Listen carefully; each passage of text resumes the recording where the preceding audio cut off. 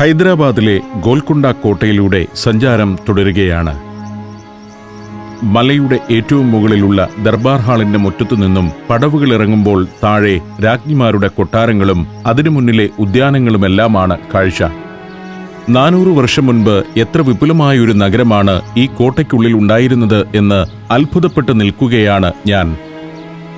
പടവുകളുടെ തലയ്ക്കൽ അക്കാണുന്നതാണ് അല്പം മുൻപ് ഞാൻ സന്ദർശിച്ച ദർബാർ ഹാൾ.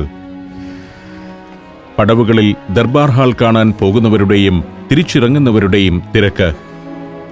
വിദേശികൾ ഉൾപ്പെടെയുള്ള ടൂറിസ്റ്റുകളെ ആകർഷിക്കുന്ന ചരിത്ര സ്ഥലമാണ് ഗോൽക്കൊണ്ട കോട്ട. മറ്റൊരു ഭാഗത്ത് താരതമ്യേന പൊക്കം കുറഞ്ഞ പടവുകളിലൂടെയാണ് ഞാൻ മലമുകളിലേക്ക് കയറി വന്നത്. കൂറ്റൻ കവാടങ്ങളും തുരങ്കങ്ങളും പാറയിടുക്കുകളുമൊക്കെ പിന്നിട്ടു വേണം താഴേക്ക് പോകാൻ. സുരക്ഷാ പരിപാടിയുടെ ഭാഗമായാവാം തുരങ്കവഴികളും ഇടുങ്ങിയ പടവുകളുമൊക്കെ നിർമ്മിച്ചത്.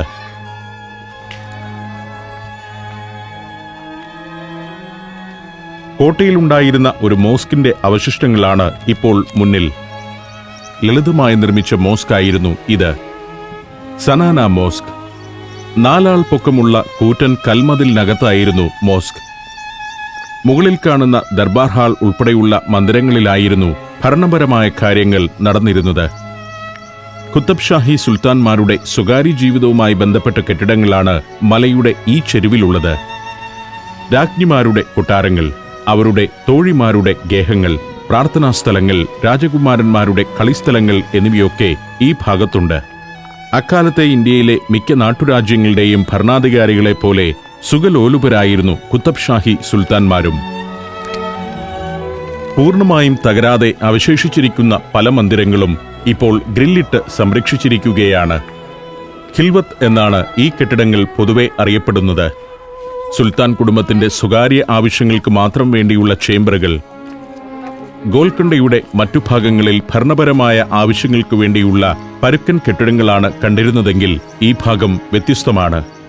കല്ലുകൊണ്ട് പടുത്ത് പ്രത്യേക മിശ്രിതം ഉപയോഗിച്ച് പ്ലാസ്റ്ററിംഗ് നടത്തിയ ഗംഭീര കൊട്ടാരങ്ങൾ തന്നെയാണ് ഇവിടെ ഉണ്ടായിരുന്നത്. കുത്തബ് ഷാഹി രാജവംശത്തിന്റെ സ്ഥാപകനായ സുൽത്താൻ അലി കുത്തബ് ഷാ മുതൽ അവസാനത്തെ കുത്തബ് ഷാഹി സുൽത്താനായിരുന്ന അബ്ദുൽ ഹസൻ തനാഷ വരെ രാജ്ഞിമാരോടൊത്തുവാണത് ഇവിടെയായിരുന്നു. അതിൽ ഏറ്റവും പ്രഗത്ഭൻ മുഹമ്മദ് ഖുലി കുത്തബ് ഷാ സുൽത്താനാണ്. മുഗൾ രാജവംശത്തിലെ ഷാജഹാനോടാണ് പല ചരിത്രകാരന്മാരും മുഹമ്മദ് ഖുലിയെ ഉപമിക്കുന്നത്. ഒരിക്കൽ രാജ്യാതിർത്തിയിലെ വനത്തിൽ മൃഗയാ വിനോദത്തിനു പോയ മുഹമ്മദ് ഖുലി വനത്തോട് ചേർന്നുള്ള ചിച്ചിലം ഗ്രാമത്തിൽ വച്ച് സുന്ദരിയായ ഒരു പെൺകുട്ടിയെ കാണാനിടയായി. ഹിന്ദുമതക്കാരിയായ പെൺകുട്ടി. ഭാഗ്മതി എന്നായിരുന്നു അവളുടെ പേര്. സുൽത്താനിൽ പ്രണയം മുട്ടിടുന്നതും പിന്നീട് അദ്ദേഹം ഭാഗ്മതിയെ തന്റെ ഭാര്യയാക്കുന്നതും അനന്തരകഥ. ഗോൽക്കൊണ്ടയിലെ സൗന്ദര്യധാമമായ ഭാഗ്മതി സുൽത്താന്റെ പ്രധാന രാജ്ഞിയായി. ഹൈദർ മഹൽ എന്നായിരുന്നു മുഹമ്മദ് ഖുലി സുൽത്താൻ അവൾക്ക് കൽപ്പിച്ചരുളിയ സ്ഥാനപ്പേര്. അക്കാലത്ത് ഇന്നത്തെ ഹൈദരാബാദ് ഭാഗ്യനഗർ എന്നാണ് അറിയപ്പെട്ടിരുന്നത്.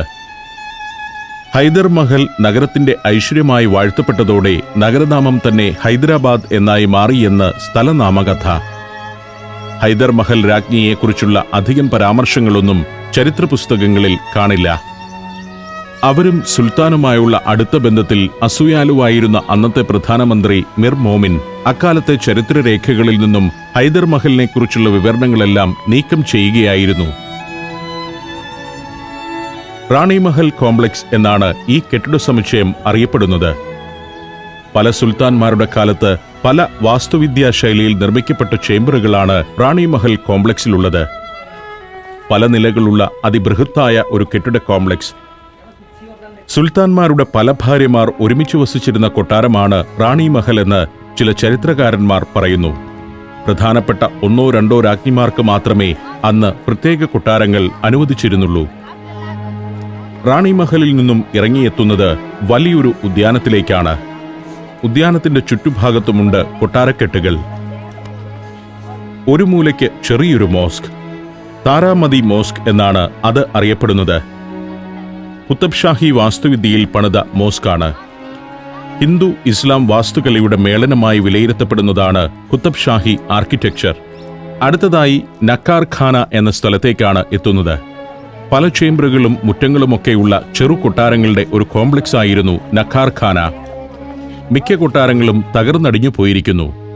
അവിടെ നിന്നും ഞാൻ ഗോൽക്കൊണ്ട കോട്ടയുടെ പുറത്തേക്കിറങ്ങി. സ്കൂൾ വിദ്യാർത്ഥികളുടെ സംഘങ്ങൾ കോട്ട കാണാൻ എത്തിക്കൊണ്ടിരിക്കുന്നു.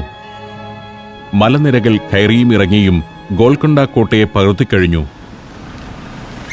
ബാബയുടെ കാറിൽ സുൽത്താൻമാരുടെ കാലത്തെ ഗോൽക്കൊണ്ട പട്ടണത്തിലൂടെ യാത്ര തുടരുകയാണിപ്പോൾ.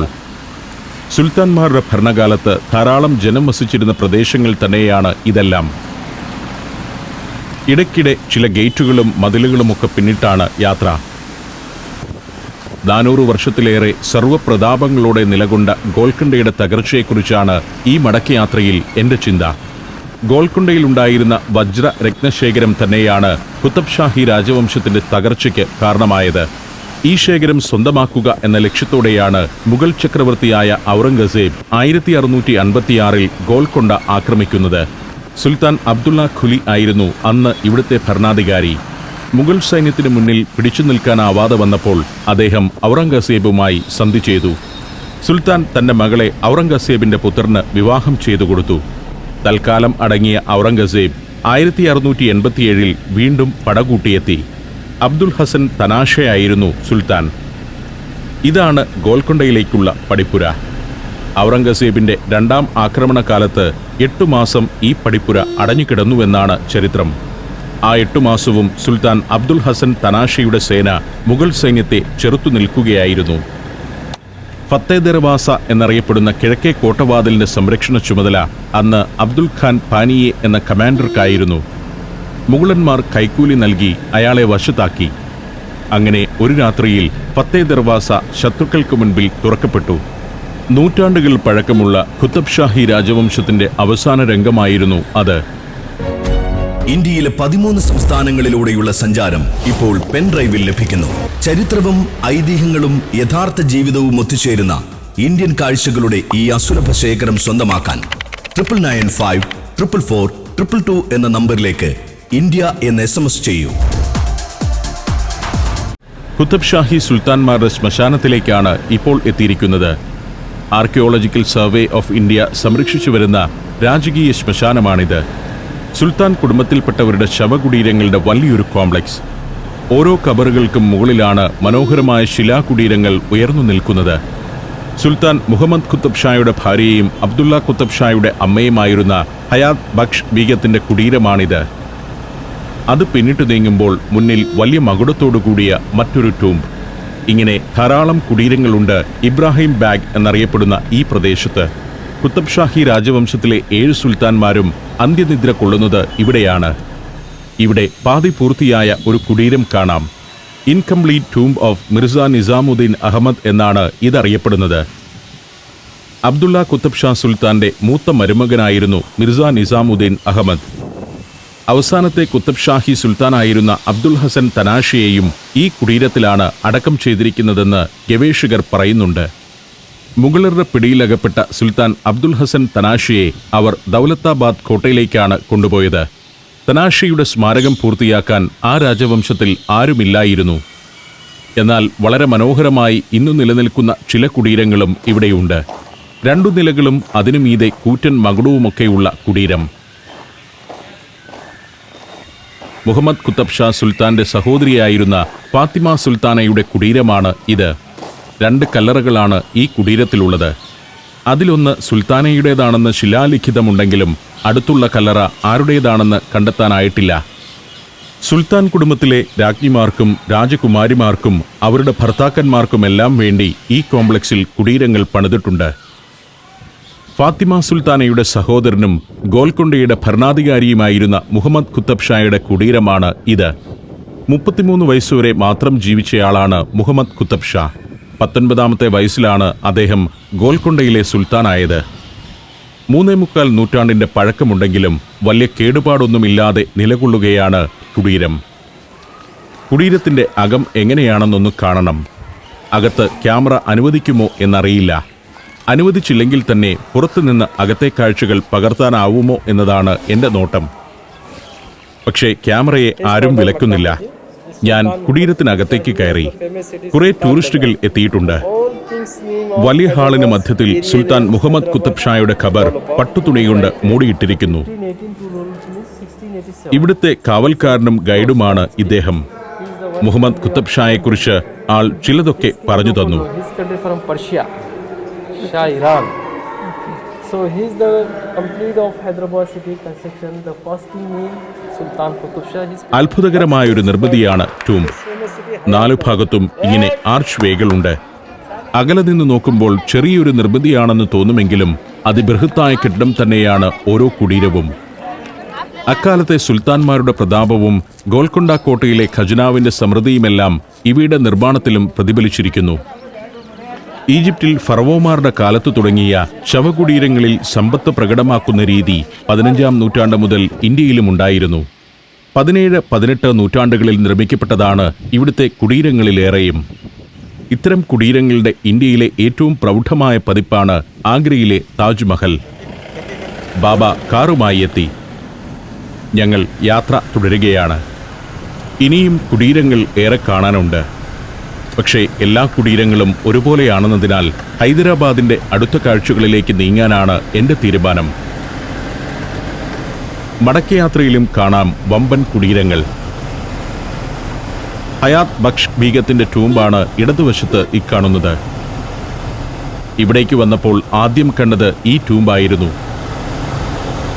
ചരിത്രസ്ഥലങ്ങൾ നേരിൽ കാണുക തന്നെ വേണം. ഇതൊക്കെ നേരിൽ കണ്ടിട്ട് പഠിക്കുകയായിരുന്നെങ്കിൽ ചെറു ക്ലാസുകളിലെ ചരിത്ര പഠനം എത്ര രസകരമായേനെ എന്ന് ഞാൻ പലപ്പോഴും ചിന്തിക്കാറുണ്ട്. പ്രധാന പാതയിലേക്ക് ഇറങ്ങുമ്പോൾ തലയ്ക്ക് മുകളിലൂടെ ദീർഘമായ ഫ്ലൈ ഓവർ പോകുന്നു. 10 വർഷം മുൻപ് തുടങ്ങിയ ആസൂത്രണം ഇന്ന് അതിവേഗം മുന്നേറുന്നു. അതുകൊണ്ട് തന്നെ നഗരത്തിലെ ഗതാഗതക്കുരുക്കുകൾ ഏറെക്കുറെ ഒഴിവായിക്കഴിഞ്ഞു. അടിസ്ഥാന സൗകര്യ വികസനത്തിൽ ഹൈദരാബാദ് ഒട്ടേറെ മുന്നിലാണെന്ന കാര്യം നമുക്ക് ഇതിലൂടെ യാത്ര ചെയ്യുമ്പോൾ മനസ്സിലാവും. ഹൈദരാബാദിലെ ബിർല മന്ദിർ കാണാനാണ് ഇനി പോകുന്നത്. ഒരു കുന്നിൻ മുകളിലാണ് ആ മന്ദിരം. ശരിക്കും ബിർല മന്ദിർ ഒരു തീർത്ഥാടന കേന്ദ്രമാണ്. ഇപ്പോൾ ധാരാളം ടൂറിസ്റ്റുകൾ വന്നെത്തുന്ന ഒരു ഇടവുമാണിത്. കുന്നിൻമീതെ വലിയ പാറക്കെട്ടുകൾക്കിടയിൽ ശുഭ്രവർണ്ണത്തിൽ ഒരു ക്ഷേത്ര സമുച്ചയം. മനോഹരമായ ഒരു കോംപ്ലക്സ്. ഒരു പ്രശ്നം മാത്രമേയുള്ളൂ. ക്യാമറയുമായി അകത്തേക്ക് കയറാനാവില്ല. അതുകൊണ്ട് ഇവിടെ നിന്നിങ്ങനെ ദൃശ്യങ്ങൾ പകർത്താനേ എനിക്ക് കഴിയൂ. ഇതാണ് പ്രധാന ക്ഷേത്രം. അവിടേക്ക് ക്യാമറയുമായി കയറാനാവില്ല. ഉരുളൻ പാറക്കെട്ടുകളും പൂച്ചെടികളുമെല്ലാം ചേർന്ന് പ്രകൃതി നൽകുന്ന ഒരു സൗന്ദര്യം ഈ പരിസരത്തിനുണ്ട്. 13 ഏക്കറിൽ വ്യാപിച്ചു കിടക്കുന്ന ക്ഷേത്ര കോംപ്ലക്സാണ് ബിർല മന്ദിർ. 1966 തുടങ്ങി 10 വർഷം കൊണ്ട് നിർമ്മാണം പൂർത്തിയാക്കിയ ക്ഷേത്രം. ബിർല ഫൗണ്ടേഷനാണ് ഇതിന്റെ നിർമ്മാതാക്കൾ. കുന്നിൻ മുകളിൽ നിൽക്കുമ്പോൾ ഇങ്ങനെ ഒരു കാഴ്ച കൂടിയുണ്ട്. ഹൈദരാബാദിന്റെ പ്രശസ്തമായ ജലാശയം ഹുസൈൻ സാഗറാണ് അക്കാണുന്നത്. ഹൈദരാബാദ്, സെക്കന്ദരാബാദ് എന്നീ പട്ടണങ്ങൾക്കിടയിൽ നിലകൊള്ളുന്ന അതിവിശാലമായ ഒരു ജലാശയമാണത്. തടാകത്തിനു ചുറ്റും നഗരഭാഗങ്ങൾ. തടാകമധ്യത്തിൽ ശ്രീബുദ്ധന്റെ ഒറ്റക്കൽ പ്രതിമ. 18 മീറ്റർ ഉയരമുള്ള പ്രതിമയാണത്. ബിർല മന്ദിറിന് മുറ്റത്ത് നിൽക്കുമ്പോൾ മനോഹരമായ കാഴ്ചയാണ് ഹുസൈൻ സാഗർ. അതിനടുത്തേക്കാണ് ഇനി എനിക്ക് പോകേണ്ടത്. അകത്തേക്ക് ക്യാമറ അനുവദിക്കാത്തതിനാൽ ബിർല മന്ദിരത്തിനടുത്തു നിന്നും ഞാൻ തിരിച്ചിറങ്ങുകയാണ്. 1976 രാമകൃഷ്ണ മിഷനിലെ സ്വാമി രംഗനാഥാനന്ദയാണ് ബിർല മന്ദിറിലെ പ്രതിഷ്ഠാകർമ്മം നിർവഹിച്ചത്. 11 അടി ഉയരമുള്ള വെങ്കടേശ്വര പ്രതിഷ്ഠയാണ് ഇവിടെയുള്ളത്. 2000 ടൺ വെളുത്ത മാർബിൾ കൊണ്ടാണ് പ്രധാന ക്ഷേത്രത്തിന്റെ നിർമ്മാണം. ക്ഷേത്രമിരിക്കുന്ന നൗബാദ് പഹാദ് എന്ന കുന്നിറങ്ങുമ്പോൾ ഉദ്യാനത്തിൽ ചെറുമണ്ഡപങ്ങളും അതിൽ കൃഷ്ണശിലാ വിഗ്രഹങ്ങളുമെല്ലാം കാണാം. താഴ്വാരത്തെത്തുമ്പോഴാകട്ടെ ഇടതുവശത്ത് കുറേക്കൂടി വിസ്തൃതമായ ഉദ്യാനം കാണാവുന്നു. ഉദ്യാനമധ്യത്തിൽ കാണുന്ന കെട്ടിടം ഇവിടുത്തെ സെക്രട്ടേറിയറ്റാണ്. സീമാന്ധ്ര, തെലങ്കാന സംസ്ഥാനങ്ങളുടെ സെക്രട്ടേറിയറ്റുകൾ ഇപ്പോൾ ഇവിടെ 2 ഭാഗങ്ങളിലായാണ് പ്രവർത്തിക്കുന്നത്. രസകരമാണ് ഹൈദരാബാദിന്റെ പാതകളിലൂടെയുള്ള യാത്ര. വൃക്ഷനിബിഡമായ ഉദ്യാനസമാനമായൊരു നഗരമാണ് ഇത്. പഴയ നഗരഭാഗത്താണ് ഇടുങ്ങിയ തെരുവുകളും ശ്വാസം മുട്ടിക്കുന്ന അന്തരീക്ഷവുമുള്ളത്. മറ്റു ഭാഗങ്ങളെല്ലാം ഇങ്ങനെയാണ്. കേരളമാണ് ഏറ്റവും സസ്യശ്യാമളമായ സംസ്ഥാനമെന്ന് നാം പലപ്പോഴും അഹങ്കരിക്കാറുണ്ട്. എന്നാൽ ഈ നഗരങ്ങളൊക്കെ ഹരിതാഭയുടെ കാര്യത്തിൽ നമ്മേക്കാൾ ഒട്ടും പിന്നിലല്ലെന്നറിയണം. അതിമനോഹരമായൊരിടത്തേക്കാണ് ബാബ വണ്ടി കൊണ്ടുചെന്ന് നിർത്തിയിരിക്കുന്നത്. ഹുസൈൻ സാഗർ ജലാശയത്തിന്റെ തീരത്ത് അതിസുന്ദരമായൊരു സ്മാരകം. ആന്ധ്രയുടെ ഹൃദയത്തുടിപ്പായിരുന്ന NT രാമറാവുവിനെ സംസ്കരിച്ച സ്ഥലമാണിത്. കൂപ്പുകൈകളുടെ ആകൃതിയിൽ നിർമ്മിച്ച അനേകം കമാനങ്ങൾക്കിടയിലൂടെയുള്ള ഒരു മാർബിൾ വഴിയിലൂടെ വേണം രാമറാവുവിന്റെ മൃതദേഹം ദഹിപ്പിച്ചിടത്തേക്കെത്താൻ. 1999 സ്ഥാപിതമായ ഒരു പബ്ലിക് പാർക്കാണിത്. NTR ഗാർഡൻസ് എന്ന് പൊതുവെ അറിയപ്പെടുന്ന ഉദ്യാനം 36 ഏക്കർ പ്രദേശത്ത് വ്യാപിച്ചു കിടക്കുകയാണ്. ഇവിടെയാണ് ആന്ധ്രയുടെ ജനകീയ മുഖ്യമന്ത്രിയായി മാറിയ NT രാമറാവുവിന്റെ മൃതദേഹം ചിതയിൽ എരിഞ്ഞു തീർന്നത്. തറയ്ക്ക് മീതെ ഒരു കുട പോലെ പ്രത്യേകതയാർന്ന മകുടം. 4 കറുത്ത തൂണുകളാണ് അതിനെ താങ്ങി നിർത്തുന്നത്. തെലങ്കാന ഗവൺമെന്റിന് കീഴിൽ പ്രവർത്തിക്കുന്ന ബുദ്ധപൂർണിമ പ്രോജക്ട് അതോറിറ്റിയാണ് ഇപ്പോൾ ഈ സ്മാരകവും NTR ഗാർഡനും സംരക്ഷിച്ച് നിലനിർത്തുന്നത്. സിനിമയിലൂടെയും രാഷ്ട്രീയത്തിലൂടെയും തെലുങ്ക് ജനതയുടെ ആവേശമായി മാറിയ NTRനുള്ള ഉചിതമായ സ്മാരകം തന്നെയാണ് ഇതെന്ന് എനിക്ക് തോന്നി. NTRന്റെ സ്മാരകത്തിന്റെ 1ാം ഘട്ട പ്രവർത്തനങ്ങൾ മാത്രമേ ഇപ്പോൾ ഇങ്ങനെ പൂർത്തിയായിട്ടുള്ളൂ. ഒരു റോക്ക് ഗാർഡനും മറ്റും ഈ പാർക്കിൽ സ്ഥാപിക്കാൻ പദ്ധതിയുണ്ട്. അതേസമയം ഹുസൈൻ സാഗറിനടുത്തുള്ള സ്ഥലം ഇത്തരം നിർമ്മാണ പ്രവർത്തനങ്ങൾക്ക് ഉപയോഗിക്കുന്നതിൽ പ്രതിഷേധവും ഉയരുന്നുണ്ട്. ഹുസൈൻ സാഗറിന്റെ തീരത്തു തന്നെയാണ് NTR ഗാർഡൻസ്. ഞാൻ ആ ജലാശയത്തിലേക്ക് ക്യാമറ തിരിച്ചു. 5.5 ചതുരശ്ര കിലോമീറ്റർ വിസ്തൃതിയുള്ള ജലാശയം. മനുഷ്യനിർമ്മിതമായ ഒരു തടാകമാണിത്. 1562 സുൽത്താൻ ഇബ്രാഹിം ഖുലി കുത്തബ് ഷായുടെ ഭരണകാലത്ത് നഗരഭരണത്തിന്റെ ചുമതലയുണ്ടായിരുന്ന ഹസ്രത്ത് ഹുസൈൻ ഷാ വാലിയുടെ മേൽനോട്ടത്തിലായിരുന്നു ഇതിന്റെ നിർമ്മാണം. ജലാശയത്തിന്റെ ഒത്ത മധ്യത്തിൽ ഒരു ദ്വീപ് പോലെ നിർമ്മിച്ചിരിക്കുന്ന തറയിലാണ് ബുദ്ധപ്രതിമ ഉയർന്നു നിൽക്കുന്നത്. 5 നില കെട്ടിടത്തിന്റെ ഉയരമുള്ളതാണെങ്കിലും ആ പ്രതിമയുടെ രൂപം ഒട്ടും ആകർഷകമല്ലെന്ന് അതവിടെ സ്ഥാപിച്ചതു മുതൽ പൊതുവെയുള്ള ആക്ഷേപമാണ്. പ്രതിമയ്ക്ക് ഒരു പ്രത്യേക ചരിത്രം കൂടിയുണ്ട്. 350 ടൺ ഭാരമുള്ളതാണ് ശില്പം. കരയിൽ നിന്നും തടാകത്തിലെ പ്ലാറ്റ്ഫോമിൽ പ്രതിമ എത്തിക്കാനുള്ള കരാർ ABC ലിമിറ്റഡ് എന്ന കമ്പനിക്കായിരുന്നു. 1990 മാർച്ച് 10 കരയിൽ നിന്നും പ്രതിമ ഒരു ബാർജിലേക്ക് കയറ്റി. ബാർജ് 100 മീറ്റർ നീങ്ങുന്നതിനു മുൻപ് തന്നെ പ്രതിമ അതിൽ നിന്നും വഴുതി തടാകത്തിന്റെ അടിത്തട്ടിലേക്ക് പോയി.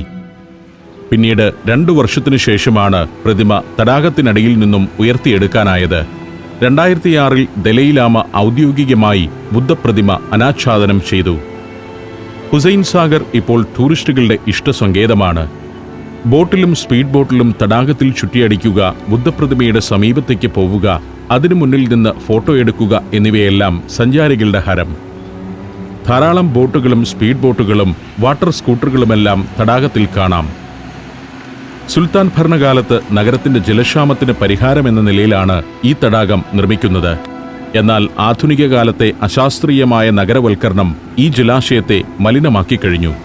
ഹൈദരാബാദിലെയും സെക്കന്ദരാബാദിലെയും പല അഴുക്കുചാലുകളും എത്തുന്നത് ഹുസൈൻ സാഗറിലേക്കാണ്. തടാകത്തിന്റെ പഴയ ശുദ്ധി വീണ്ടെടുക്കുന്നതിനു വേണ്ടി കാലാകാലങ്ങളിൽ പല പദ്ധതികൾ ആവിഷ്കരിക്കപ്പെടുന്നുണ്ടെങ്കിലും അവയൊന്നും പൂർണ്ണമായി പ്രാവർത്തികമാക്കിയിട്ടില്ല. ഹുസൈൻ സാഗറും പരിസരവും നഗരവാസികൾക്കും ടൂറിസ്റ്റുകൾക്കും ഒരുപോലെ പ്രയോജനപ്പെടുത്തുന്ന വിധം മനോഹരമാക്കുകയാണ് ഇപ്പോൾ ഗവൺമെന്റിന്റെ ലക്ഷ്യം. എന്നാൽ തടാകത്തിലെ മലിനീകരണം തടയാൻ ഭരണകൂടത്തിന് ഇതുവരെ സാധ്യമായിട്ടില്ല എന്നതാണ് യാഥാർത്ഥ്യം. തീരത്തെ ഉദ്യാനങ്ങളുടെയും ശില്പങ്ങളുടെയും ഒക്കെ പരിപാലനം കൃത്യമായി നടക്കുന്നുമുണ്ട്. പലതരത്തിലുള്ള ബോട്ടുകൾ തടാകത്തിൽ കാണാം. ബോട്ടുകളുടെ ആധിക്യമാവും ഇനി ഹുസൈൻ സാഗർ നേരിടുന്ന പ്രധാന പ്രശ്നമെന്ന് പരിസ്ഥിതി പ്രവർത്തകർ ഇപ്പോഴേ മുന്നറിയിപ്പ് നൽകിക്കഴിഞ്ഞു. ബുദ്ധപ്രതിമയ്ക്ക് ചുറ്റിലുമായി എപ്പോഴും ഇങ്ങനെ ബോട്ടുകൾ കാണാം. കന്യാകുമാരിയിൽ തിരുവള്ളുവർ പ്രതിമയിലേക്കും വിവേകാനന്ദ പാറയിലേക്കും ബോട്ടുകളിൽ പോകുന്നതുപോലെ ഇവിടുത്തെ ഒരു ടൂറിസ്റ്റ് ആക്ടിവിറ്റിയാണിത്. 2 നിലകളുള്ള വലിയ ബോട്ടുകൾ വരെയുണ്ട്. 32 അടി വരെ ആഴമുള്ള ജലാശയമാണ് ഹുസൈൻ സാഗർ. മുസി നദിയാണ് ഇതിന്റെ സ്രോതസ്. സുൽത്താൻമാരുടെ കാലത്തും നിസാം ഭരണകാലത്തും ഹുസൈൻ സാഗറിന്റെ സംരക്ഷണത്തിനായി വിവിധ പദ്ധതികൾ നടപ്പാക്കി വന്നിരുന്നു. പണ്ടുകാലം മുതൽ ജലകായിക വിനോദങ്ങളുടെ ഒരു വേദിയുമായിരുന്നു ഇത്. 1971 മുതൽ തടാകത്തിൽ സെയിലിംഗ് മത്സരങ്ങൾ നടന്നുവരുന്നുണ്ട്. മൺസൂൺ കാലത്ത് ഇതിൽ നടക്കുന്ന ബോട്ട് റേസിൽ പങ്കെടുക്കാൻ ഇന്ത്യയുടെ വിവിധ ഭാഗങ്ങളിൽ നിന്നും സെയിലിംഗ് ക്ലബ്ബുകൾ എത്തുന്നു. തിരക്കേറിയ ഹൈദരാബാദിന് ഒരു ആശ്വാസമാണ് ഹുസൈൻ സാഗർ. തടാകത്തിലെ ഒരു ബോട്ട് ജെട്ടിയാണ് അക്കാണുന്നത്. ഹുസൈൻ സാഗറിന്റെ പുതുമയുള്ള കാഴ്ചകളിലേക്കാണ് ഇനി എനിക്ക് പോകാനുള്ളത്.